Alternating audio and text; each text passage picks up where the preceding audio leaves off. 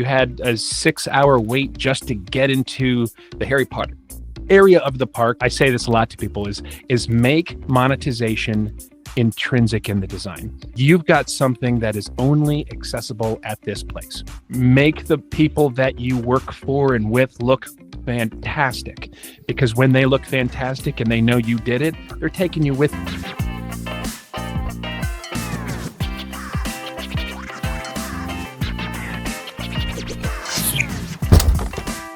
Welcome back to another exciting episode of the Business Narrative. Today we have Gregory Senner, an expert of creating unforgettable and profitable entertainment from last many years. Gregory, thank you so much for your precious time. Yeah, thanks for having me on. The pleasure is all mine. I will directly jump into the first part and what was the driving force that drove you to come in media and entertainment industry? And you were an engineer, right? You wanted to be an engineer, but you chosen this field. So there was a motivation behind it, like any actor or director. My path actually started in the theater in high school. Very much involved in the technical side of theater. Originally, I wanted to go into engineering, and specifically, I wanted to go into aerospace engineering. I wanted to literally be a rocket scientist. And something about the in theater, something about that brought out this creative side. And as you can see, my nerdiness and loving Star Wars and Star Trek and all these other things, it kind of it opened up that me wanting to be a rocket scientist is really, I just wanted to play in space and create these locations and create realities for people to play in. Okay, your insights are very helpful for me. So, like when you started, what were some initial challenges you had faced in your entrepreneurial journey in the beginning?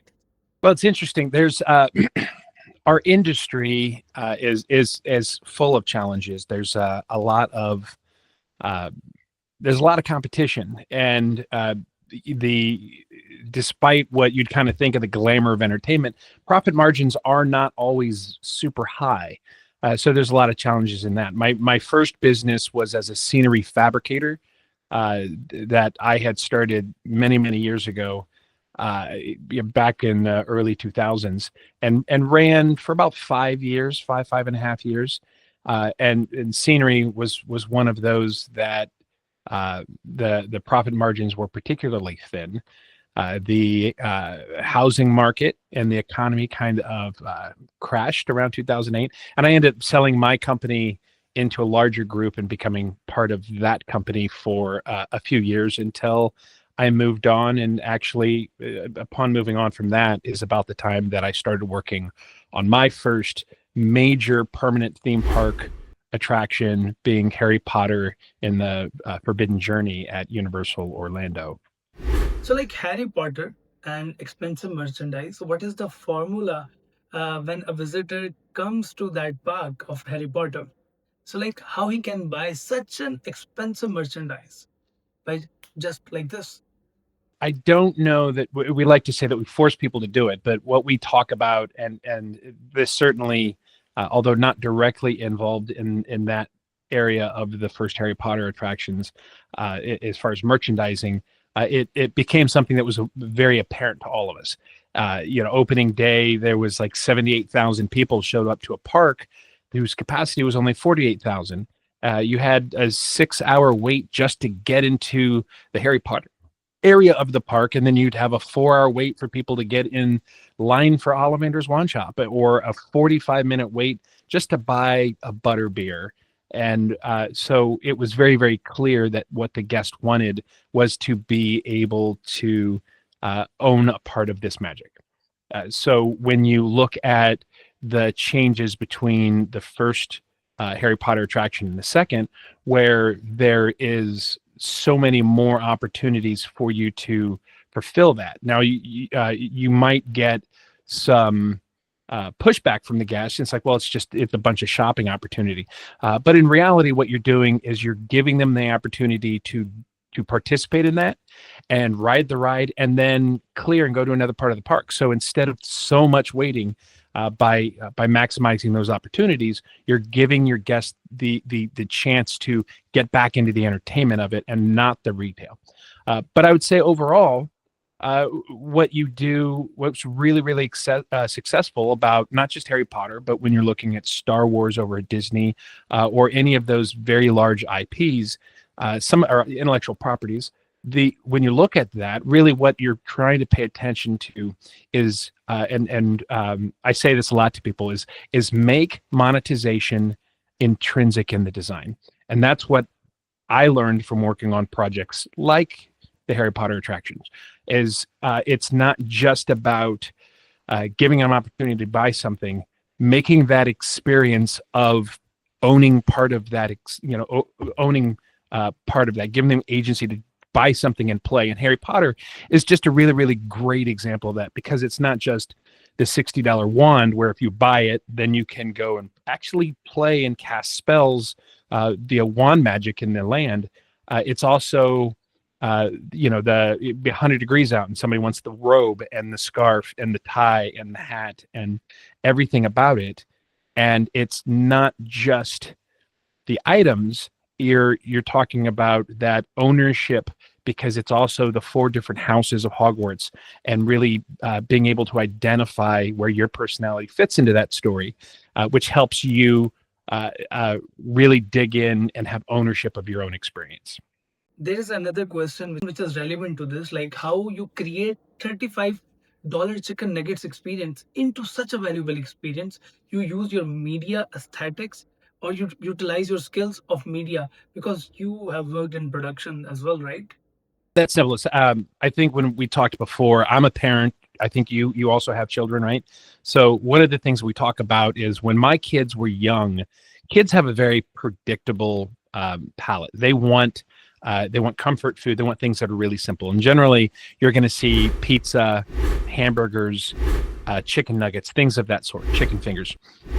So one of the things I found interesting when I got involved more and more in these high intellectual property opportunities is that all of a sudden, I take my kids to the park, and instead of getting pizza, they want to get bangers and mash, and they don't even know what bangers and mash are.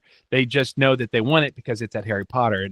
And so instead of me spending $10 for an opportunity for them to just get pizza and a drink, or hamburger and fries and a drink, all of a sudden I'm spending $17 for a bigger meal, and then I need $8 on top of that for the butter beer and everything else. So the really important thing, I think, is that what you see from that is you're making dining part of the experience. It's an extension of placing yourself in that world, and that's really where that level of immersion, where everything becomes part of playing in that space. So the conversations we had were using Ghostbusters as an example. Now, I say this because it's an easy IP. Obviously, I'm a nerd. I collect a lot of things, and so I'll use this as an example. This is not something that I've worked on, and I do want to preface that I'm not contracted with Sony Entertainment or any of those for anything similar to this. I use it as an example.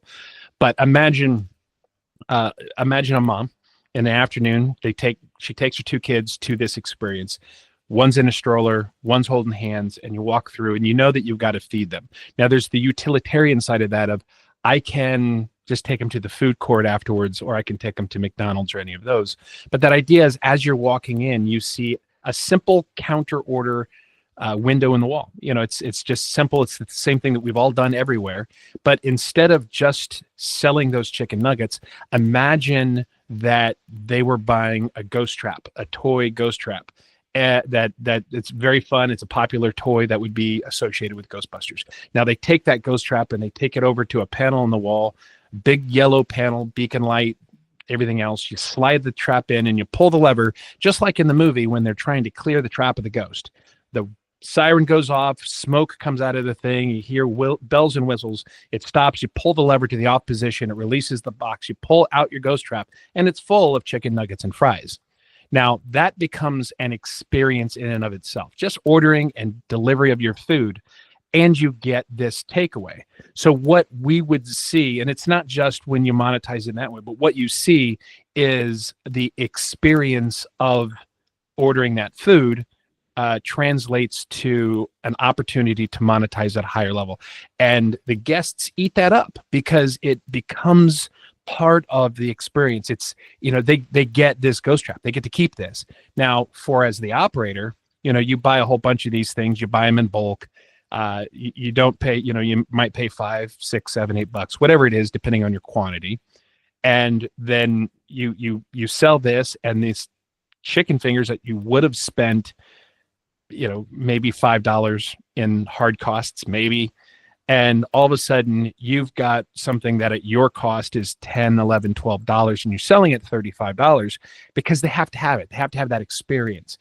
And if you're really good, you do that in a way that experience carries over to the rest of the gamification of your experience, and how you translate that to a more full intrinsic design. The other side of all of this and the mentality is it's not only a situation where you're selling them something that you can buy in bulk for cheap. The idea is also that you're creating exclusivity. Anybody can go and do, like, you can rent the movie, you can play a video game, you can do anything in these spaces, but you've got something that is only accessible at this place. And so when you factor in the psychology of the experience and how people monetize these items, that exclusivity, it's like popcorn buckets at movie theaters across the world. You go see Captain America and you want the Captain America popcorn shield. And that it just ties into the overall mentality of it's not just this fun, whimsical toy that I have. It's that kind of bragging rights that I was there. I was there in that moment, and I got this thing that you can only get if you have this experience. What skills and reality check media personalities needs? Because on the behalf of many people, I want to ask this question because you are working in international media. There are many people, they want to be an actor, they want to be director. What sort of reality checks they should know before coming or before diving into this field? If you want to be on camera personality, whether it's in media, news, broadcast, television, podcasting, or otherwise, success is unfortunately a huge portion. Well, unfortunately, a huge portion about that is luck. You meet people all the time that the one thing that they are not lacking is passion, and even people have passion and skill. And I had somebody on our podcast just 2 weeks ago, and one of the things, they said passion was the most important thing. Skill can be taught, but in some aspects, it's also the right place at the right time. Just because, like for me, I grew up in Kansas, outside of Kansas City, and what I wanted to do didn't exist there, so I had to go somewhere else. And I've certainly had my opportunities in luck, and I've had opportunities without it. And being in the right place at the right time in the right circumstances is very, very important. So outside of that, it's also understanding that there's a lot of paths. I tell, I have the opportunity to speak with and mentor a lot of what we will call next gen, or students, early career folks. And one of the things that I teach them and I talk to them about a lot is that at any given moment, right now, even later in my career, I'm at a singular focal point in my life, and every opportunity that I will have for the rest of my life radiates out. And the further away from now, that wider that cone gets. So if you want to cast a net and land at a specific point 10 years from now, you need to keep that cone centered on that point, but also cast that net as wide as you can, because you don't know the path it's going to get there. And the other side of it is you don't know whether or not you're going to spend all that energy getting to that point and realizing maybe directing movies is not what I wanted to do. Maybe I wanted to be a writer. Maybe I wanted to be an editor, because in editing, I get to take all of these things that somebody has filmed and cut them up and really tell that story visually. There's so many different opportunities to get there, and very rarely, very, very rarely is that path from point A to point B, especially in entertainment. You really have to understand that you're gonna do this. So uh, just be passionate, work hard, uh, make the people that you work for and with look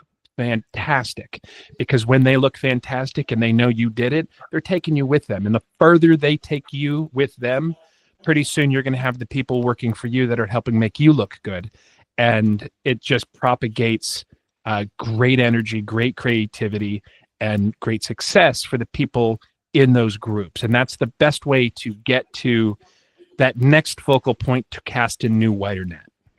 In your past interviews, you have said this that a coffee shop can generate a very good amount of revenue. Like how? On the other side, there are many people who invest a huge amount in many startups, but they don't get desired results. Yeah, I think the important thing is, it's creating engagement. It's how you take your guest, and whether it's a coffee shop or a restaurant or a bookstore, how do you create engagement? You have, generationally, you see different things that different generations want to consume. The younger generation these days, they want experiences, not necessarily belongings. The older generation, they want their security and their items that they buy, and so on and so forth. So how, when you talk about scaling an industry, what you want to do is create engagement and that interactivity. So it can be as simple as seasonal offerings. Pumpkin spice coffee is like all the rage around the world for that younger generation. But how do you engage with them and tell that story? It's not just about the product. It is about putting them in a situation which gives them agency, and it gives them some control over it. And for some, it can be. I'm trying to figure out the best way to word this. It doesn't have to be about using an intellectual property. It doesn't have, that the intellectual property. And I think I've talked to a lot of clients and a lot of people in the industry who might have a small TV show or cooking channel or any of those things, and they say, well, yeah, but I can't build a theme park because I don't have Disney's catalog. I just have this cooking show. And the reality is, if you have an audience, then you can apply that audience to any kind of engagement, as long as you're putting that audience into their fandom in an engaging and experiential, interactive way. So I think that's part of it. And how do you scale that? So for non-intellectual property, when you're just a cooking show, that engagement can be about tying it into merchandising or the process. Even as simple as coffee making. What is the process? You look at commercials like the Nescafe commercials that are really fun, and how do they take the coffee and something as simple as a little pod Nescafe coffee, and they put it in the context of being on set in a movie, and so you add the celebrity of the experience into something as benign as putting a coffee pot in a machine and hitting a button. And so I think there's a lot of different strategies on how you approach that, with or without intellectual property, by making it about the fan engagement or the consumer engagement in some cases. So this question is very personal, and I want to know like how you have such a soothing voice. Yelling loosens up the vocal cords. No, I don't know. I would just say that it's. I personally, this is what I would say. I would not worry about the tone of your voice. Just be authentic in your voice, and authenticity, I think, is the thing that really translates into a microphone and out to listeners. Is being true to yourself. So I would say that's probably the most important. Obviously, as yourself as a podcaster, as we mentioned, I have a podcast and do that. So there is a pretty substantial difference in hearing somebody speak in a microphone the first time, especially when they've got headphones on and they're hearing themselves will sometimes throw people off. But it's just practice and confidence, as you well know, as again somebody who's had a long running podcast. I think those are the big things that affect those voices. So we have a time limit, but it was totally an honor for us having you. And before leaving, any message for aspiring people, those people who are juggling around, but they are not getting the desires. Right? They want to become an actor, they want to dive into media industry, or they want to start their own business. Any message from your past experience you want to give to them? Yeah, I would say, just don't give up. Remember, just because you have to get a job that isn't your dream job doesn't mean that you're not going to get your dream job. Remember to cast that net wide, because you might not get the job as the editor, but you might get the job bringing coffee to that editor, and learn from everybody. Say yes more than you say no, and have an adventure. I know, when I think about all the experiences that I've had in my life, they say that when you pass away one day, your life flashes before your eyes. And if that's the case, it's going to take a long time, because I've lived a life, and I hope all of you do too. Thank you so much for giving such a masterclass on delivering value. And if you follow these footsteps, you will going to excel in your life, in your professional life and your personal life as well. So try to give a value to every people around you. We will be going to meet you in the next podcast. Till then, keep daring, keep listening, and keep achieving your goals. Till then, take care. Bye bye. Have a nice day.